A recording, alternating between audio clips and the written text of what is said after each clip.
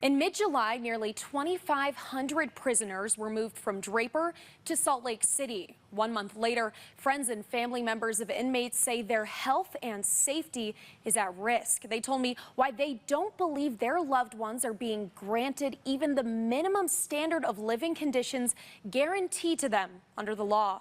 He's angry, he's depressed, he has no hope.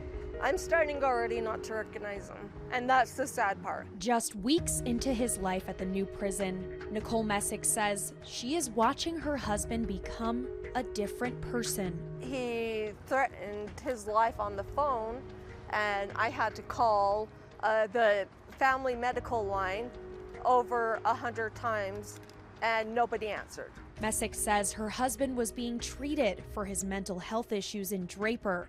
He was improving. So they got him on a prescription that was helping him tremendously. Well, he would go days without it, weeks without it. They would say they ran out of it, that it's not in stock. Emily Robeson says her best friend Chelsea is among dozens of inmates who aren't receiving their meds regularly. She's on the highest dose of Zoloft and went 10 days without it, cold turkey, which is not what you're supposed to be doing at all. It's a huge cause of distress, and it causes Chelsea and has caused a lot of other inmates to be suicidal. At the state prison in Draper, Robeson says Chelsea never complained. I think she was saying there's used to be 4 phones for 32 women, and now there's 3 phones for 64 women. So she just said it seems like they're entirely going backward. Privileges like visits, phone calls, and time outdoors encourage inmates to behave. But families say good inmates aren't receiving much of those. At the old facility, he could go outside and for all day if he wanted, and it would be a big area for him to walk out. He hasn't had an hour outside since he's been there, besides just to walk to get food. And when he does get to go outside, there's just like mud puddles and there's just big old mosquitoes. And so by the time they go to get their food, they're just all over their legs and arms. And they're not given repellent. The Utah Prisoner Advocate Network believes the state needs to be giving mosquito repellent to inmates, knowing they built the facility on wetlands. When you build a prison in the most mosquito-infested place in the country west of the Mississippi, according to the mosquito abatement physician that we spoke with, you need to plan for that and have mosquito repellent for the folks who are housed there. Wendy Parmley with UPenn says she has received more than 70 emails with medical and mental health concerns in just the last 6 weeks. That's the same number received in all of last year. With the move, I would say it's at least twice, if not 5 times, 10 times worse than the height of COVID. In a legislative hearing Tuesday, UDC Executive Director Brian Nielsen blamed problems on staffing. The prison is currently operating with 60% of the staff that's needed. Officers who are on the job are clocking in anywhere from 60 to 80-hour weeks. It's a tough job to do on a full-time basis, but you add another full-time to that and it exacerbates that. We are driving our corrections staff into the ground.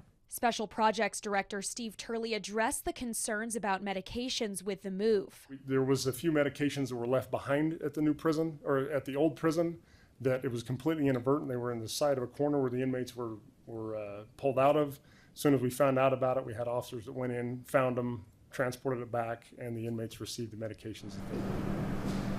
Parmley says the concept of this new prison was wonderful, but the execution has been very poor. If you've got staffing problems in the old prison and you need more staff in the new prison because of the way it's configured, why do you move until you've beefed up that staffing? I don't understand that. I don't understand the timing of the move, why we weren't better prepared. Messick sent about 30 emails to UDC. Me and my mother-in-law got an email from UDC lawyers. In the email, an assistant Utah Attorney General wrote to Messick, UDC has received multiple emails from you and other family members.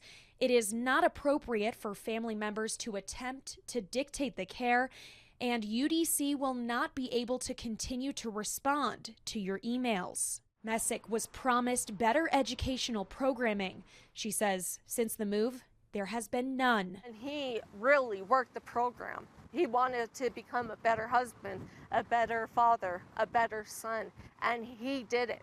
He changed for the better, and I don't even recognize that person anymore.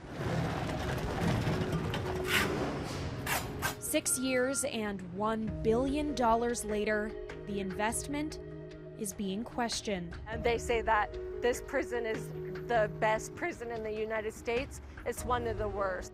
The Department of Corrections sent us a statement on lack of medications. The department said there are glitches in a new record system, and it is working around the clock on the problem. Mosquitoes, the department is working with Salt Lake City mosquito abatement, but repellents can be flammable, and that creates safety concerns at the prison. The department said the meal proportions are identical to what was served at the old prison, and outdoor time is dependent upon the inmates' privileges. The prison also is considering adding phones. And any inmates or families with medical or safety concerns can report those to the prison. You can read the full statement online at fox13now.com. In the studio, Jenna Bree, Fox 13 News, Utah.